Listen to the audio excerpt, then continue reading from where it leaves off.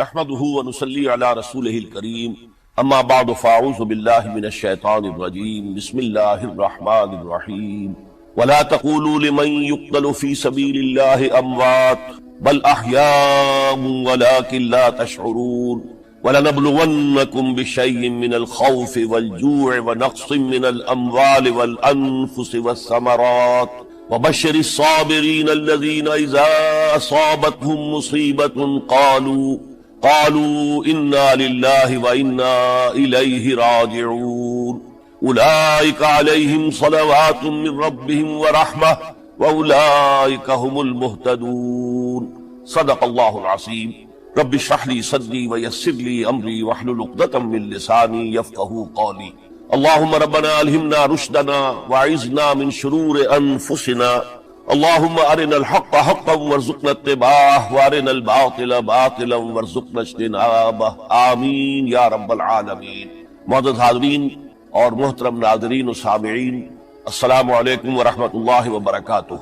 آج ہماری 6 روزہ تقاریر کی آخری کڑی ہے۔ آپ کو یاد ہوگا کہ سب سے پہلے خطاب میں ہم نے قرآن کا فلسفہ شہادت سمجھا، قرآن مجید میں یہ اصطلاح کس معنی میں آئی ہے، اور اس کے ساتھ ہی امت مسلمہ کا فرض منصبی وَكَذَلِكَ جَعَلْنَاكُمْ أُمَّةً وَسَطًا لِتَكُونُوا شُهَدَاءَ عَلَى النَّاسِ وَيَكُونَ الرَّسُولُ عَلَيْكُمْ شَهِيدًا۔ تو اللہ کے دین کو بالفعل قائم کرنے کے لیے، تاکہ نوع انسانی پر ایک ابدی حجت قائم ہو جائے کہ اللہ کا دین قابل عمل ہے، اسے قائم کیا جا سکتا ہے، اور یہ بہترین سماجی نظام ہے، پولیٹیکو سوشو اکنامک سسٹم اس سے بہتر آج تک چشم فلک نے نہیں دیکھا۔ یہ حجت قائم کرنے کے لیے جن حضرات نے اپنی جانوں کا نذرانہ پیش کر دیا، گویا کہ وہ اللہ کے گواہ قرار پائے، ان کے لیے لفظ شہید استعمال کیا گیا۔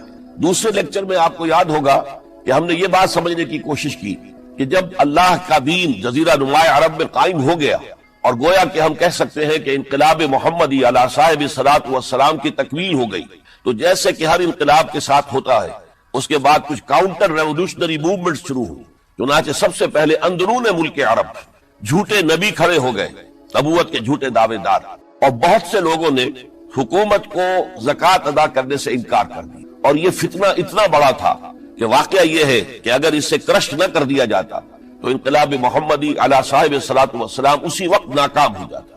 یہ حضرت ابو بکر صدیق رضی اللہ تعالیٰ عنہ کے فضائل کا سب سے درخشاں باب ہے کہ انہوں نے اپنے عزم اور ہمت اور استقلال اور اللہ پر اعتماد، اللہ پر توکل اور بھروسے کے ساتھ ان دونوں فتنوں کو آئرن ہینڈ کے ساتھ کرش کر دیا، اور سال سوا سال ہی میں ان دونوں کاؤنٹر ریولوشنری موومنٹس کو ختم کر کے اس کے بعد انہوں نے جلد ہی اس نظام کا گویا کہ انچارج حضرت عمر رضی اللہ تعالیٰ عنہ کو بنا دیا کہ جو خلیفہ ثانی ہے۔ پھر ہم نے دیکھا کہ حضرت عمر کے زمانے میں رضی اللہ تعالیٰ عنہ توسیع کا جو عمل ہے، توسیع انقلاب محمدی کا عمل بڑی تیز رفتاری کے ساتھ جاری ہوا، فتوحات کا سیلاب آیا، ایران پوری سلطنت تہس نہس ہو کر رہ گئی، اس کے پرچے اڑ گئے، سلطنت روما اپنے تمام شمالی افریقی مقبوضات سے محروم، مغربی ایشیا سے اسے بے دخل کر دیا گیا، صرف وہ یورپ کے اندر محدود ہو کر رہ گئی۔ اب ظاہر بات ہے کہ اس کے خلاف بھی تو پھر رد عمل ہونا تھا، کاؤنٹر ریولوشنری موومنٹس اٹھنی تھی، تو سب سے پہلے حضرت عمر رضی اللہ تعالیٰ عنہ کی خلافت اور اس کے چراغ کو بجھانے کے لیے ایران کی طرف سے رد عمل ظاہر ہوا۔ ہرموزان جو ایک بڑا ان کا جرنیل تھا، اس کی سازش اور ابو لولو فیروز کے ذریعے سے حضرت عمر رضی اللہ تعالیٰ عنہ کو شہید کر دیا گیا۔ سمجھا یہ گیا تھا کہ یہ ساری عمارت شاید اسی شخصیت کی بل پر کھڑی ہے، لہذا جب میدان سے حضرت عمر ہٹ جائیں گے تو یہ خلافت کی پوری عمارت جو ہے وہ زمین بوس ہو جائے گی۔ لیکن معلوم ہوا یہ عمارت محمد کی بنائی ہوئی تھی صلی اللہ علیہ وسلم۔ کھنڈر بتا رہے ہیں عمارت عظیم تھی، بڑی عظیم عمارت تھی جو حضور نے تعمیر کی تھی، لہذا حضرت عمر کی شہادت سے کوئی فرق واقع نہیں ہوا۔ حضرت عثمان رضی اللہ تعالیٰ عنہ آ گئے میدان میں، اور میں بتا چکا ہوں آپ کو کہ ان کے دور خلافت کے جو 12 سال ہیں، ان میں سے پہلے 10 سال بالکل حضرت عمر فاروق رضی اللہ تعالیٰ عنہ کی خلافت کے دور کی مثال، اسی تیزی کے ساتھ انقلاب جو ہے آگے بڑھ رہا تھا، فتوحات کا دائرہ پھیل رہا تھا، اور اندرون ملک پورا امن، سکون، اطمینان اور چین تھا۔ لیکن ان کی دور خلافت کے آخری دنوں میں اب یہودیوں کی طرف سے رد عمل، اور ایک کاؤنٹر ریولوشنری موومنٹ عبداللہ ابن سبا کے ذریعے سے کہ جس نے اسلام کا لبادہ اوڑھا اور منافقت کے پردے کے ساتھ وہ عالم اسلام میں داخل ہوا، اور اس نے چونکہ دیکھ لیا کہ پرانی چپتلش ہے، پرانی چشمک ہے جو قریش کے دو بڑے قبیلوں کے مابین یا دو بڑے گھرانوں کے مابین چلی آ رہی تھی، بنو ہاشم بنو امیہ۔ تو پہلے دو خلفاء جو تھے وہ نہ بنو ہاشم سے تھے نہ بنو امیہ سے تھے۔ حضرت ابو بکر صدیق بنو تیم سے تھے، حضرت عمر بنی عدی میں سے تھے، لیکن حضرت عثمان اب بنو امیہ میں سے تھے۔ اس کو انہوں نے گویا کہ دکھتی رگ بنا کر پکڑا اور پروپیگنڈا شروع کیا کہ خلافت تو بنو ہاشم کا حق ہے، کیونکہ حضور ہاشمی تھے صلی اللہ علیہ وسلم۔ تو گویا کہ عثمان غاصب ہیں رضی اللہ تعالی عنہ، بلکہ ان سے دونوں پہلو جو تھے حضرت عمر اور حضرت ابو بکر وہ بھی غاصب ہیں۔ اس کے ساتھ ہی فتنے کی مختلف شکلیں انہوں نے شروع کی۔ یہ الفتنۃ الکبریٰ کہلاتا ہے ہماری تاریخ میں، عظیم ترین فتنہ، جس کے نتیجے میں حضرت عثمان رضی اللہ تعالیٰ عنہ شہید ہو گئے۔ اور ان کی شہادت کے بعد اگرچہ خلافت حضرت علی رضی اللہ تعالیٰ عنہ کے ہاتھ میں آئی، لیکن یہ کہ باہمی خانہ جنگی کا وہ سلسلہ شروع ہوا جو حضرت علی کے دور خلافت جو 5 سالوں پر مشتمل ہے، اس کے دوران مسلسل خانہ جنگی رہی۔ ایک طرف شیعان علی تھے، دوسری طرف شیعان عثمان آ گئے، جو حضرت عثمان رضی اللہ تعالیٰ عنہ کے قتل کے قصاص کے مطالبے کو لے کر سامنے آئے۔ جنگ جمل ہوئی، ایک رات میں 10,000 مسلمان شہید ہوئے۔ جنگ صفین میں 74,000 مسلمان شہید ہوئے۔ جنگ نہرمان میں پھر 4,000 مسلمان شہید ہوئے۔ یہ شہادتیں جو چل رہی تھی یہ کس لیے چل رہی تھی؟ کہ جو بھی عمارت خلافت کی قائم ہوئی تھی اب اسے قائم رکھا جائے۔ اغیار کی طرف سے جو سازشیں ہو رہی ہیں، جو حملے ہو رہے ہیں، اسے ختم کرنے کے لیے ان کا مقابلہ کیا جائے۔ تو یہ اور اس کا یہ دور ختم ہوتا ہے حضرت علی کی شہادت پر رضی اللہ تعالی عنہ۔ اور یہ بات نوٹ کر لیجئے کہ حضرت علی کو شہید کرنے والے وہ خارجی تھے۔ عبد الرحمن ابن ملجم خارجی طبقے سے تعلق رکھتا تھا، جو پہلے حضرت علی کے لشکر کے شامل تھے، لیکن جب حضرت علی نے رضی اللہ تعالی عنہ تحکیم اور ثالثی کی تجویز قبول کر دی تو وہ ناراض ہو گئے کہ اللہ تعالیٰ ہی ہے حاکم اور حکم، ان الحکم الا للہ، یہ انسانوں کو حکم کیوں بنا لیا گیا؟ اور اس میں اتنی شدت اختیار کی کہ وہ علیحدہ ہو گئے، اس لیے انہیں خوارج کہا گیا۔ انہوں نے رائے یہ قائم کر دی جو مسلمان کبھی کوئی گناہ کبیرہ کا ارتکاب کرے گا وہ کافر قرار پائے گا، جب کافر ہوگا تو گویا کہ مرتد ہے تو واجب القتل، اس کا مال، اس کی عزت سب مباح ہے۔ یہ ہمارا سب سے پہلا گمراہ ترین فرقہ تھا۔ انہی میں سے 3 افراد نے بیٹھ کر اسکیم بنائی کہ یہ 3 افراد ایسے ہیں کہ جن کو اگر میدان سے ہٹا دیا جائے تو شاید مسلمانوں کی باہمی خانہ جنگی ختم ہو جائے اور مسلمان پھر کسی ایک خلیفہ پر راضی ہو جائے۔ اور یہ تینوں کافر ہیں، معاذ اللہ ثم معاذ اللہ۔ حضرت علی کافر ہیں، ان کو قتل کرنے کی ذمہ داری عبد الرحمن ابن ملجم نے لی۔ حضرت معاویہ قاتل ہیں، ان کے لیے کسی اور کو اسائن کیا گیا۔ عمرو بن العاص قاسم ہیں، ان کے لیے کسی اور کو اسائنمنٹ دی گئی۔ ہوا یہ کہ حضرت عمرو بن العاص وہ تو اس روز فجر کی نماز میں آئے نہیں، ان کی جگہ جو امام تھا وہ شہید کر دیا گیا۔ حضرت معاویہ رضی اللہ تعالی عنہ ان پر وار اوچھا پڑا، زخمی تو ہوئے لیکن یہ کہ پھر تندرست ہو گئے۔ حضرت علی رضی اللہ تعالی عنہ پر بہت کاری وار ہوا اور حضرت علی رضی اللہ تعالی عنہ کی شہادت سن 35 ہجری میں ہو گئی۔ یہ جو خلافت راشدہ کا اختتام یا تو سن 35 ہجری میں حضرت علی کی شہادت سے سمجھا جائے گا، یا میری ذاتی رائے ہے کہ نہیں، اس میں حضرت حسن کا دور خلافت بھی شامل ہونا چاہیے۔ حضرت حسن کو کسی نے نامزد نہیں کیا تھا، نہ انہوں نے اپنی امیدواری کے ساتھ اپنے طاقت کے بل پر خلافت حاصل کی تھی، بلکہ حضرت علی سے جب یہ کہا گیا تھا کہ کیا ہم آپ کے بیٹے حسن کے ہاتھ پر بیعت کر لیں، تو انہوں نے فرمایا تھا کہ میں نہ تمہیں روکتا ہوں نہ حکم دیتا ہوں، یہ تمہارا معاملہ ہے، تم جسے مناسب سمجھو اس کے ہاتھ پر بیعت کر لو۔ حضرت حسن رضی اللہ تعالیٰ عنہ نے جن کے ہاتھ پر جو بیعت ہوئی، اب معاملہ یہ ہو گیا کہ امیر معاویہ رضی اللہ تعالیٰ عنہ وہ ایک لشکر لے کر شام سے چلے۔ حضرت حسن 50,000 آدمیوں کے ساتھ ادھر سے نکلے، لیکن یہ ہے کہ انہیں محسوس ہو گیا تھا کہ میرے ساتھیوں میں ایسا فسادی عنصر بھی موجود ہے جو عبداللہ ابن سبا کے ساتھیوں میں سے، کہ وہ کسی اچھے کام کو پسند نہیں کرتا، لہذا انہوں نے پھر صلح کی پیشکش کی۔ حضرت معاویہ کو پیغام بھیجا کہ میں مصالحت چاہتا ہوں، بتائیے شرائط کیا ہے۔ حضرت معاویہ نے بلینک پیپر بھیج دیا، سادہ کاغذ، کہ آپ جو شرائط چاہیں اس پر لکھ دیں، وہ مجھے قبول ہو۔ حضرت حسن نے رضی اللہ تعالیٰ عنہ شرائط لکھ دی، حضرت معاویہ نے قبول کر لی، تو حضرت حسن دستبردار ہو گئے خلافت کے دعوے سے، اور اس کے بعد پھر حضرت امیر معاویہ کی خلافت کی بیعت کی گئی۔ اس سے پہلے انہوں نے خلافت کی بیعت نہیں لی۔ یہ ہے سن 41 ہجری، اور اسے عام الجماع کہا جاتا ہے، یعنی یہ اختتام ہے مسلمانوں کی خانہ جنگی کے دور کا. پھر جمعیت ایک ہو گئی، پھر عالم اسلام متحد ہو گیا.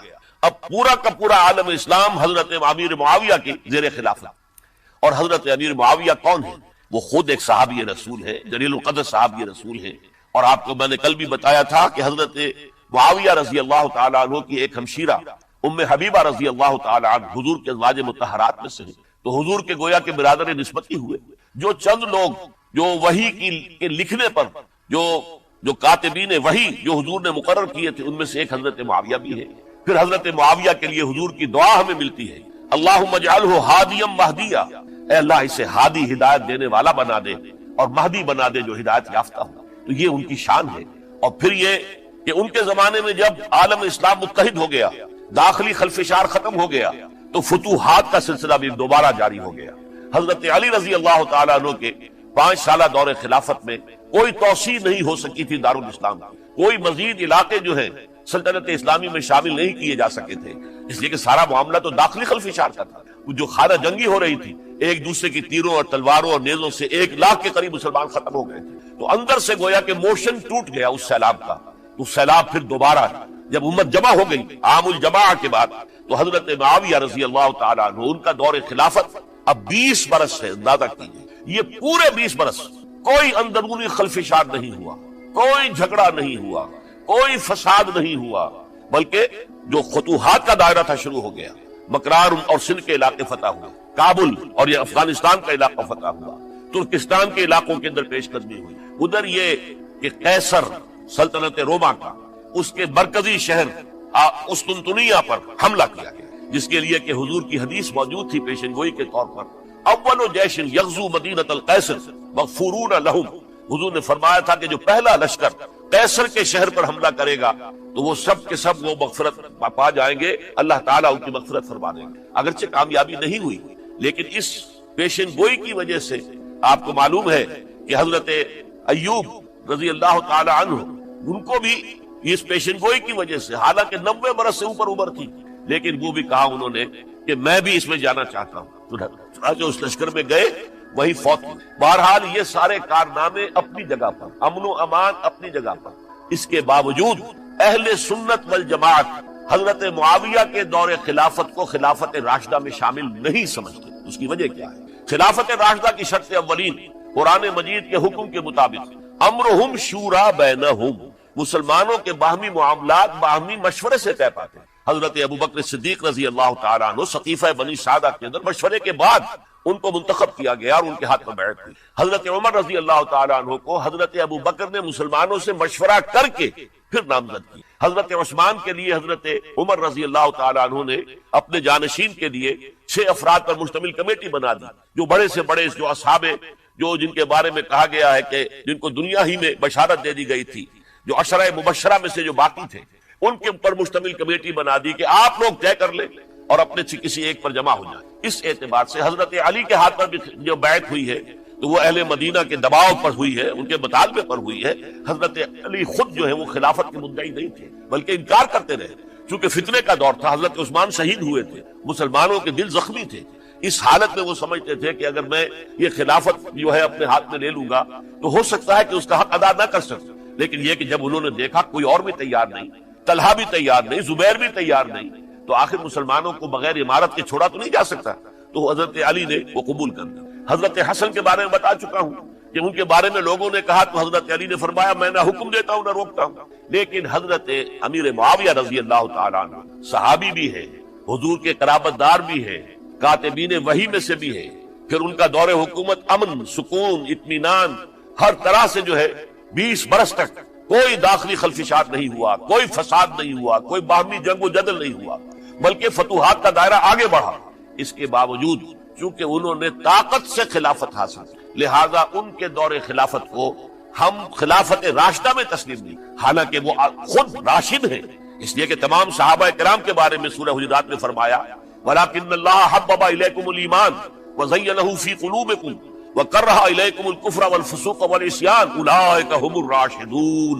تمام صحابہ کرام کی شان یہ ہے کہ اللہ تعالیٰ نے ان کے دلوں میں ایمان کو کھبو دیا ہے، ایمان ان کے دلوں میں رچ گیا ہے، بس گیا ہے، جم گیا ہے، اور کفر سے، فسق سے انہیں تبھی نفرت ہو گئی ہے، اور یہ سب کے سب راشدون ہیں، تو تمام صحابہ راشدون ہیں۔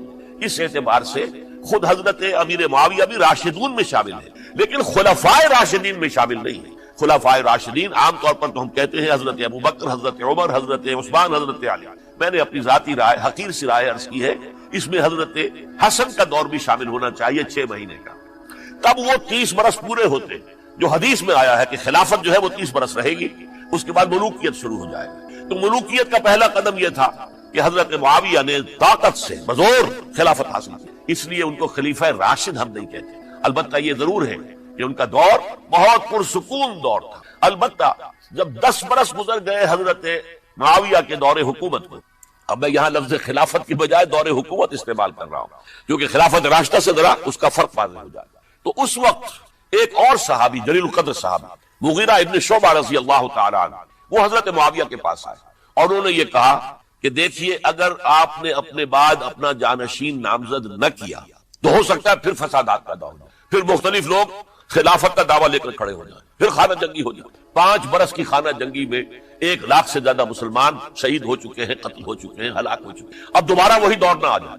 لہذا آپ اپنا جانشین نامزد کر دیں۔ امیر معاویہ ریلیکٹنٹ تھے، لیکن انہوں نے دلائل دیے، دلائل مضبوط تھے۔ انہوں نے کہا کہ اب کبار صحابہ دنیا سے رخصت ہو چکے، وہ جماعت کہ جن کی تربیت اور تزکیہ، جن کی تعلیم حضور نے خود کی تھی اور ان کو اندر سے پاک کر دیا تھا، ان کی نیتیں بالکل پاک ہو چکی تھی، کوئی نفسانیت ان میں نہیں رہی تھی، وہ جماعت تو اکثر و بیشتر اب ختم ہو چکی، فوت پا چکے، وفات ہو چکی۔ لہذا اب جو ہے اکثر و بیشتر نو مسلم ہیں، جو بعد کے فتوحات کے ذریعے سے اسلام لائے ہیں، لہذا ان کے اندر نہ وہ پختگی ہے، نہ ان کے اندر وہ تقوی ہے، نہ تدین ہے، نہ اصول پرستی ہے۔ اسلام کی پوری تعلیمات جو ہیں وہ ان کے وجود کے اندر، ان کے شعور کے اندر گہری اتری ہوئی نہیں ہے، لہذا اب صورتحال وہ نہیں رہ سکے گی جو حضرت ابو بکر یا حضرت عمر یا حضرت عثمان یا حضرت علی کے زمانے میں تھی، لہذا آپ نامزد کی۔ یہ بھی بتا دوں کہ مغیرہ ابن شعبہ کون تھے رضی اللہ تعالیٰ عنہ۔ نمبر 1 یہ کہ اصحاب شجرہ میں شامل ہیں، جن 1400 یا 1800 افراد نے حضور سے بیعت کی تھی صلح حدیبیہ سے متصل قبل، اس درخت کے نیچے بیٹھ کر، جس کے بارے میں سورہ فتح میں فرمایا گیا کہ لقد رضی اللہ عن المؤمنین اذ یبایعونک تحت الشجرہ، اللہ ان تمام اہل ایمان سے راضی ہو گیا جو ہے نبی صلی اللہ علیہ وسلم آپ کے دست مبارک پر بیعت کر رہے تھے اس درخت کے نیچے، ان میں سے موجود، ان میں یہ مغیرہ ابن شعبہ ہے۔ پھر مغیرہ ابن شعبہ وہ ہے کہ حضرت علی اور امیر معاویہ، ان کے درمیان جو خانہ جنگی ہوئی اس میں ہمیشہ حضرت علی کے ساتھ رہے، حضرت علی کے ہی وہ سپورٹر تھے، ان کے ساتھ تھے۔ اس پہلو سے اچھی طرح سمجھ لیجئے کہ یہ نہیں ہے کہ وہ در حقیقت کو پہلے سے وہ امیر معاویہ کے ساتھی تھے، نہیں، لیکن اب جو صورتحال وہ دیکھ رہے تھے، جہاں دیدہ انسان تھے، بہت بڑے سیاستدان تھے، جانتے تھے حالات کو، حالات کے نفس پر ان کا ہاتھ تھا، لہذا انہوں نے یہ مشورہ دیا اور پھر امیر معاویہ نے اس مشورے کو قبول کر لیا اور یزید کی ولی عہدی کا اعلان کر دیا۔ یہ بالکل مڈل ہے حضرت امیر معاویہ کے دور خلافت کا درمیان، یہ 10 سال جب ہو گئے تھے حضرت امیر معاویہ کی خلافت کو یا حکومت کو، تب یہ معاملہ پیش آیا اور یزید کے ہاتھ پر یہ بیعت ولی عہدی تمام جو بھی مختلف گورنرز تھے ان کے ذریعے سے کہہ دیا گیا اپنے اپنے علاقے کے لوگوں سے بیعت لے لو۔ یہ بیعت عام طور پر لوگوں نے کر لی، البتہ 5 شخصیتیں جو بہت نمایاں تھیں انہوں نے اس بیعت سے انکار کیا۔ ان میں کون تھے ذرا نوٹ کیجئے۔ حضرت ابو بکر فوت ہو چکے، ان کے بیٹے عبد الرحمن ابن ابی بکر۔ حضرت عمر فوت ہو چکے، ان کے بیٹے عبداللہ ابن عمر۔ حضرت زبیر فوت ہو چکے، ان کے بیٹے عبداللہ ابن زبیر۔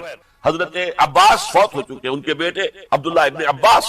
حضرت علی شہید ہو چکے، ان کے بیٹے حسین ابن علی رضی اللہ تعالی عنہم اجمعین۔ یہ 5 جو امت کے بہت بڑے 5 افراد کے گویا کے وہ چشم و چراغ تھے ان گھرانوں کے، انہوں نے انکار کیا اور ان میں خاص طور پر عبد الرحمن ابن ابی بکر نے یہ جملہ کہا کہ تم چاہتے ہو کہ قیصر و کسریٰ کی سنت پر عمل کرو کہ باپ کے بعد بیٹا حاکم بن جائے، یعنی ایک قدم تو خلافت کا نظام پہلے ہی نیچے اتر چکا۔ مشاورت سے تو حضرت امیر معاویہ کا بھی جو نسب ہوا ہے وہ مشاورت سے نہیں ہوا۔ ایک درجے میں وہ جو اللہ تعالیٰ کے رسول نے عمارت بنائی تھی شاندار، اس خلافت کا جو سیاسی نظام تھا اس میں ایک تو کڑی آ چکی زوال کی کہ ایک شخص نے طاقت کے ذریعے سے خلافت حاصل، اب اس کی اگلی کڑی لانا چاہتے ہیں کہ قیصر و کسریٰ کے طریقے سے خاندان کے اندر، ایک قبیلے کے اندر یہ خلافت جو ہے، یہ حکومت جو ہے، نسل بعد نسل، باپ کے بعد بیٹا اور بیٹے کے بعد پوتا، اس کو ہم کبھی گوارا نہیں کریں۔ حضرت امیر معاویہ بہت دانشمند انسان تھے، انہوں نے ان پانچوں حضرات پر کوئی تشدد نہیں، کوئی جبر نہیں کی، بلکہ رہنے دیا، ٹھیک ہے یہ بیعت نہیں کر رہے، ابھی تو بیعت ولی عہدی ہے، کوئی حرج نہیں، لہذا کوئی جھگڑا، کوئی اس وجہ سے کوئی فساد، اس بنا پر کوئی جنگ نہیں ہوئی۔ 10 سال گزر گئے، یعنی 10 سال تک یزید ولی عہد رہا ہے، 10 سال تک، اور اس سوائے ان 5 بڑی شخصیتوں کے جو پوری امت تھی، عوام الناس تھے، ان سب نے اسے قبول کیا۔ یہ صورتحال اب جب پیدا ہوئی جب حضرت امیر معاویہ کا انتقال ہوا، یہ سن 60 ہجری ہے، اب سوال پیدا ہوا کہ وہ ولی عہدی کی بیعت اب بیعت خلافت میں منتقل ہو جائے گا، لہذا پھر یہ ہوا کہ سب لوگوں سے، سب گورنروں کو لکھ دیا گیا تمام صوبوں کے اندر کہ اپنے اپنے لوگوں سے بیعت لے لو۔ ظاہر بات ہے کہ وہاں کوئی ریفرنڈم نہیں ہوتا تھا، کوئی ووٹ نہیں ہوتے تھے کہ اس کی پرچیاں ڈالی جا رہی ہوں، ایک ایک شخص سے رائے لینا نہیں ہوتی تھی، بلکہ اس وقت کی جمہوریت یہ تھی اور شرائعت یہ تھی کہ ڈفرنٹ کلینز ہیں، ڈفرنٹ فیملیز ہیں، ڈفرنٹ ٹرائبز ہیں، ان کے سردار، ان کے بڑے لوگ، ان کے اہم لوگ بیعت کر لیں تو گویا کہ سب کی بیعت ہو گئی۔ وہ ایک قبائلی نظام تھا اور اس میں یہ نہیں تھا نظام کے ووٹ بنے ہوئے ہوں اور اس کی پرچیاں ڈالی جا رہی ہوں، تو تمام عالم اسلام نے گویا کہ بیعت قبول کر لی اب یزید کی بحیثیت خلیفہ۔ اب وہ جو 5 آدمی تھے ان میں سے ایک فوت ہو چکے تھے، حضرت عبد الرحمن ابن ابی بکر رضی اللہ تعالی عنہما، دونوں فوت ہو گئے، لیکن باقی 4 رہ گئے۔ ان 4 کو نوٹ کیجئے، اور یہ بڑا سینسٹیو ایشو ہے جس پر میں اب گفتگو کر رہا ہوں۔ ان 4 میں کون ہیں؟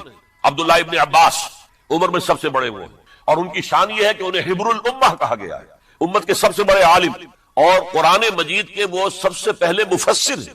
اصل جو جتنی بھی تفسیری روایات ہمیں ملتی ہے حضرت عبداللہ ابن عباس کے شاگردوں سے، تابعین سے، لہذا ان کا بہت اونچا مقام ہے۔ حضرت عبداللہ ابن عمر، ان کا مقام بھی آپ کو معلوم ہے، حدیثوں کی کتنی بڑی تعداد ہے جو عبداللہ ابن عمر سے مروی ہے، اور اس کو سلسلۃ الذہب کی پہلی کڑی کہا جاتا ہے۔ روایت حدیث میں جو سنہری زنجیر ہے اس کا آغاز حضرت عبداللہ ابن عمر ہے۔ ایک طرف یہ دونوں ہو گئے، ان دونوں کی رائے کیا ہوئی؟ اگرچہ کام غلط ہوا ہے، یہ اس طریقے سے قیصر و کسریٰ کی روایت پر عمل کرنا غلط، لیکن یہ اتنی بڑی غلطی نہیں ہے کہ اس کی وجہ سے باہمی جنگ و جدال ہو، خونریزی ہو، ایک دوسرے کی گردنیں کاٹی جائیں اور فتنہ و فساد پیدا کر دیا جائے۔ لہذا انہوں نے یزید کی بیعت کر لی۔ 2 حضرات رہ گئے، یہ نسبتاً نوجوان ہیں، ان دونوں کی پیدائش ہجرت کے بعد ہوئی ہے۔ ہجرت کے بعد پہلا بچہ جو مہاجرین میں پیدا ہوا ہے وہ عبداللہ ابن زبیر ہے، بلکہ کچھ عرصے تک مہاجرین میں جب کوئی پیدائش نہیں ہوئی تو وہ مکے مدینہ کے منافقین نے کہنا شروع کر دیا تھا کہ یہ یہاں کے کمزور ہو گئے، نامرد ہو گئے، ان کی اولاد اب چلے گی نہیں۔ تو عبداللہ ابن زبیر جب پیدا ہوئے، اور آپ کو معلوم ہونا چاہیے وہ حضرت ابوبکر صدیق کے نواسے ہیں، حضرت عائشہ صدیقہ کے ہمشیرہ حضرت اسماء کے بیٹے ہیں عبداللہ ابن زبیر، اور زبیر بہت شجاع، بہت ہی بہادر انسان تھا۔ تو عبداللہ ابن زبیر کے اندر بھی وہی کیفیات تھی۔ انہوں نے کہا نہیں، اس غلطی کو ہم برداشت نہیں کریں گے، خونریزی ہوتی ہے تو ہو، لیکن ہم اسلامی نظام کو نیچے اترتا ہوا نہیں دیکھ سکتے۔ جیسے کبھی حضرت ابوبکر نے فرمایا تھا ایبدل الدین وانا حی، کیا دین میں ترمیم اور تنسیخ کر دی جائے گی؟ دین کو بدل دیا جائے گا، دین میں تحریف کر دی جائے گی جبکہ میں ابھی زندہ ہوں؟ میں جیتے جی یہ نہیں ہونے دوں گا۔ حضرت عبداللہ ابن زبیر کی یہ رائے ہوئی، وی ہیو ٹو چیلنج، ہم مقابلہ کریں گے، ہم اسے پیسیولی قبول نہیں کریں۔ انہوں نے بیعت سے انکار کیا اور مدینہ چھوڑ کر مکے جا کر حرم کے اندر پناہ گزین ہو گئے۔ یہی معاملہ حضرت حسین ابن علی رضی اللہ تعالی عنہما کا تھا، وہ بھی نہایت شجاع، نہایت جری، نہایت بہادر۔ انہوں نے بھی کہا کہ یہ غلط قیصر و کسریٰ کی روایت جو شروع ہو رہی ہے اس سے ہم نے ریزسٹ کرنا ہے اور اس سے ہم آگے نہیں چلیں۔ ان پر بھی جب دباؤ ڈالا گیا کہ بیعت کرو تو وہ کچھ وقت مانگ کر، تو دیکھیے میں ایسا شخص نہیں ہوں کہ تنہائی میں علیحدہ کمرے میں بیٹھ کر بیعت کروں، جب عمومی بیعت لوگے تم سب سے تو میں بھی آ جاؤں گا، اس وقت وہ فیصلہ کریں گے۔ تو بس اس وجہ سے پھر وہ گورنر جو تھا اس وقت مدینے کا، اس سے اجازت لے کر آ گئے اور راتوں رات وہاں سے نکل کر وہ بھی مکے پہنچ۔ تو اب یہ 4 جو ہیں 2 گروہوں میں تقسیم ہو گئے، 2+2۔ 2 کی رائے یہ ہوئی کہ بات غلط ہے، لیکن اس کی بنا پر خونریزی، جنگ و جدال، جنگ آپس میں خونریزی کرنا یہ صحیح نہیں، بلکہ مصلحت اس میں ہے کہ اس کو قبول کریں۔ پھر اللہ تعالیٰ کو بہتر حالات پیدا کرے گا اس کے ذریعے سے، تعلیم کے ذریعے، تلقین کے ذریعے سے۔ جیسے نبی اکرم صلی اللہ علیہ وسلم نے اتنا عظیم انقلاب برپا کیا تھا، ہم کوشش کریں گے کہ نظام حکومت کی اصلاح ہو جائے، لیکن اس وقت اگر ہم اڑ گئے تو پھر گویا کہ خونریزی اور فساد اور باہمی جنگ ہے وہ شروع ہو جائے گا۔ اور 2 حضرات کی رائے ہوئی کہ نہیں، ہمیں ہر صورت میں رجسٹ کرنا ہے، خونریزی ہوتی ہے تو ہو، ہمیں جانے دینی پڑتی ہے تو دیں گے، ہم شہادت قبول کریں گے، لیکن اس غلطی کو قبول نہیں کر سکتے۔ تو میں اس کے لیے عرض کر رہا ہوں، یہ تیسری شہادتوں کا جو دور شروع ہوا ہے، پہلا شہادتوں کا دور، حضور کا دور، دین کو قائم کرنے کی جدوجہد میں جنہوں نے جانے دی۔ دوسرا دور، اس دین کے خلاف جو کاؤنٹر ریولوشنری موومنٹس آئی ہیں ان کو رفع کرنے کے لیے جانے دینا۔ ہزاروں صحابہ کی جانیں اس میں بھی گئی ہیں، مسیلمہ ابن کذاب ہو یا مانعین زکوٰۃ ہو، ان کے خلاف جو جہاد ہوا۔ پھر ظاہر بات ہے کہ حضرت عثمان رضی اللہ تعالیٰ عنہ کے بعد جو فساد ہوا، وہ شہادتیں کیا تھی؟ اس دین کے نظام کو قائم رکھنے کے لیے، انٹیکٹ رہے، دشمن اس کے اندر رکھنے ڈالنے میں کامیاب نہ ہو۔ اب تیسرا دور وہ آ رہا ہے کہ جب کہ داخلی طور پر اس نظام خلافت کے اندر زوال شروع ہو رہا ہے، اس زوال کو روکنے کے لیے کہ وہ اپنی اصل جو خلافت کا نظام اللہ نے اور اس کے رسول نے دیا ہے اس کی بنیاد پر قائم رہے، لہذا ہم ریزسٹ کریں گے اس تبدیلی کو اور میدان میں آ کر مقابلہ کریں۔ یہ حضرت عبداللہ ابن زبیر رضی اللہ تعالی عنہما اور حسین ابن علی رضی اللہ تعالی عنہما، اب ان دونوں میں ایک اختلاف ہے۔ حضرت عبداللہ ابن زبیر کی رائے یہ تھی کہ یہ مکہ ہے، یہ اللہ کا گھر ہے، یہ حرم ہے، اور یہاں کے لوگ بہت سے برے اثرات سے ابھی تک بچے ہوئے ہیں، پاک ہیں، لہذا ہمیں یہاں رہنا چاہیے۔ اس کو مرکز بنا کر ظاہر بات ہے اسی مکے سے محمد رسول اللہ صلی اللہ علیہ وسلم نے دعوت شروع کی تھی، وہیں سے وہ پھیل کر جو ہے ایک عظیم انقلاب کی شکل اس نے اختیار کی تھی، ایک عظیم مملکت جو ہے حضور چھوڑ کر گئے تھے۔ تو ہمیں مکے میں رہ کر ہی اپنی تحریک شروع کرنی چاہیے۔ لیکن ادھر حضرت علی کے پاس پیغام آ رہے تھے کوفے سے، کوفہ چونکہ حضرت حسین کے پاس پیغام آ رہے تھے کوفے سے، چونکہ کوفے کو حضرت علی نے دارالخلافہ بنا لیا تھا، اور وہاں سمجھا جاتا تھا کہ حضرت علی کے ہمدرد اور حضرت شیعان علی جنہیں ہم کہیں ان کے ساتھی، ہم خیال یہ لوگ ہیں کثرت کے ساتھ، اور وہاں سے اب خطوط کا تانکا شروع ہو گیا، آپ یہاں آئیے، ہم بےتاب ہیں، آپ کا استقبال کریں گے، آپ کے ہاتھ پر بیعت کریں گے، تاکہ یہ جو کیسر و کسرا کی سنت شروع ہو رہی ہے اس کو روکا جا سکے۔ وہ تانکا بنا ہوا ہے خطوط کا۔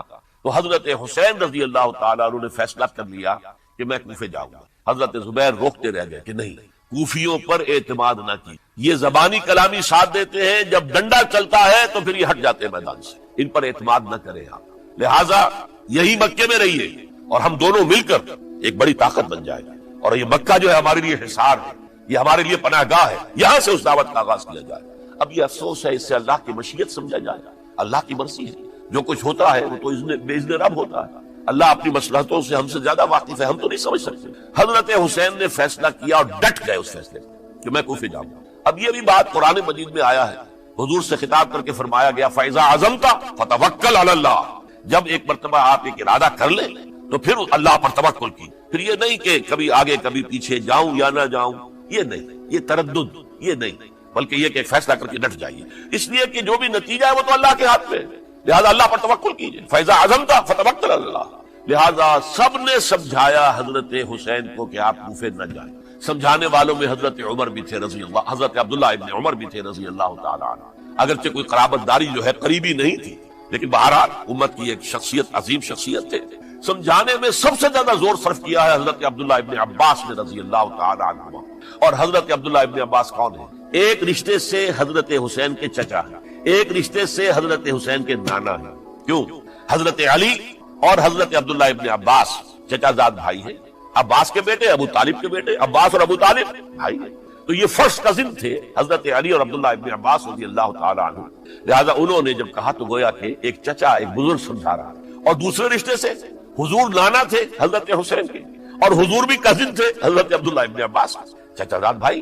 اس حوالے سے سمجھ لیجئے کہ حضور کے کزن نانا کے درجے میں آ گئے، تو یہ دو رشتے تھے حضرت عبداللہ ابن عباس کے، اور انہوں نے بڑی الہا و زاری کے ساتھ، بڑی اپنے مقام سے نیچے اتر کر خوشامد کی ہے، حسین خدا کے لیے بعد آ جا، حسین خدا کے لیے بعد آ جا، حسین اگر جانا ہی ہے تو اپنے بال بچوں کو لے کر نہ جا، جس طریقے سے تمہارے باپ حضرت علی رضی اللہ تعالیٰ عنہ کو کوفہ کے اندر ذبح کر دیا گیا، کہیں ایسا نہ ہو کہ تمہیں بھی تمہارے بال بچوں کے سامنے ذبح کر دیا جائے، بات آ جاؤ۔ لیکن حضرت حسین اب اللہ کی طرف سے ان کے دل میں ایک ارادہ پختہ ہو چکا تھا، اور انہوں نے حضرت مسلم بن عقیل کو بھیجا تھا کہ جاؤ میری طرف سے کوفے والوں سے بیعت لے اور پھر مجھے اطلاع دو۔ وہ گئے، وہاں 12,000 افراد نے بیعت کر لی۔ اب ان کا خط آ گیا کہ یہاں تو فضا بالکل ہموار ہے، اتنے لوگوں نے بیعت کی ہے، باقی بھی جیسے ہی آپ سامنے آ جائیں گے سب بیعت کر لیں گے، لہذا یہاں پر وہ ریزسٹنس کے لیے گویا کہ ہمارے پاس طاقت اس کوفے کے اندر بہت مضبوط طاقت ہوگی کہ ہم یزید کی حکومت کے خلاف ریزسٹ کر سکیں۔ اس کے بعد ہوا کیا؟ یزید نے عبید اللہ ابن زیاد کو گورنر بنا کر بھیج دیا، یہ شخص تھا بہت ڈنڈا چلانے والا، اس نے سختیاں شروع کی تو بہت سے لوگ اس بیعت سے تائب ہوئے، لیکن مسلم بن عقیل وہ میدان میں آئے اور ان کے ساتھ ہزاروں آدمی آ گئے جنہوں نے بیعت کی تھی، ابھی تک بیعت پر قائم تھے، اور انہوں نے گورنر کے گھر کا گھیراؤ کیا۔ گورنر کے ساتھ 30-40 آدمی تھے، کوئی وہ چھتوں پر چڑھ گئے، وہاں سے پتھراؤ کیا، اور وہاں سے جو 30-40 آدمی کوفے کے تھے ان سے کہا تم اپنے اپنے لوگوں کو کہو کہ چلے جائیں واپس یہاں سے۔ انہوں نے اوپر سے کہنا شروع کیا، ڈرایا، بہت خوفناک نتیجہ نکلے گا، اب عبید اللہ ابن زیاد تم سب کو ہلاک کر دے گا۔ ایک ایک کر کے بھیڑ چھٹتی چلی گئی اور صرف چند افراد رہے، اور اس کے نتیجے میں حضرت مسلم بن عقیل شہید کر دی، بلکہ ایک شخص حامی نے انہیں پناہ دی تھی کوفے میں، ان کو بھی قتل کر دیا گیا، شہید کر دیا۔ اس پر یہ ہے کہ انہوں نے ایک شخص کے ذریعے سے پیغام دیا قتل کیے جانے سے پہلے کہ دیکھو میرا تو وقت آگے آیا، میں تو اب قتل ہو جاؤں گا، شہید کر دیا جاؤں گا، تو میرا پیغام حسین تک پہنچا دو رضی اللہ تعالی عنہ کہ یہاں یہ بغاوت ہو گئی۔ لوگوں نے، کوفیوں نے، الکوفی لا یوفی، کوفی جو ہے وہ پورا نہیں کرتا اپنے عہد کو اور وفا کو، اس کا ایک ثبوت ہمیں مل گیا، یہ سب کے سب منحرف ہو گئے بیعت سے، آپ جہاں تک آ گئے وہاں سے واپس چلے جائیں۔ جب حضرت حسین کے پاس یہ پیغام پہنچا اور انہوں نے ارادہ کیا کہ ٹھیک ہے یہ تو حالات بدل گئے، لہذا واپس چلنا چاہیے، شاید عبداللہ ابن زبیر کی رائے ہی صحیح ہے، ہمیں مکے ہی میں بیٹھ کر کام کرنا چاہیے، لیکن اب جو ہے عرب کا ایک خاص مزاج ہے۔ حضرت مسلم بن عقیل کے بیٹے آڑے آ گئے، اب ہم اپنے باپ کے خون کا قصاص لیے بغیر نہیں جائیں گے، اور حضرت حسین رضی اللہ تعالیٰ عنہ بامروت انسان، شریف النفس انسان، کیسے ممکن تھا غیرت مند غیور انسان وہ کیسے ان کی بات کو رد کر دے، لہذا اچھا چلو چلتے ہیں کوفے کی طرف، آگے بڑھتے چلے گئے، کربلا میں پہنچ گئے، جو کچھ وہاں ہوا ہے پھر آپ کو معلوم ہے۔ اس میں یہ بات ہے پہلے 1000 کا لشکر بھیجا تھا عبید اللہ ابن زیاد نے، اس پر حضرت حسین رضی اللہ تعالیٰ عنہ نے جو باتیں کہی وہ کچھ اثر انداز ہو گئے۔ ان کا افسر جو تھا حر بن یزید تمیمی، وہ بعد میں حضرت حسین کا حامی ہو گیا اور حضرت حسین کے ساتھ ہی اس کو بھی شہادت نصیب۔ پھر دوسرے کو بھیجا عمرو بن سعد، عمرو بن سعد بھی ایک بڑی عظیم شخصیت کا بیٹا تھا، حضرت سعد ابن ابی وقاص جو فاتح ایران تھے، اور جن کو غزوہ احد کے موقع پر حضور نے فرمایا تھا کہ اے سعد تیر چلاؤ، میرے ماں باپ تم پر قربان ہیں، جبکہ احد میں گھیراؤ کر لیا تھا حضور کا اور کفار قتل کرنے کے لیے ہجوم کر رہے تھے، اور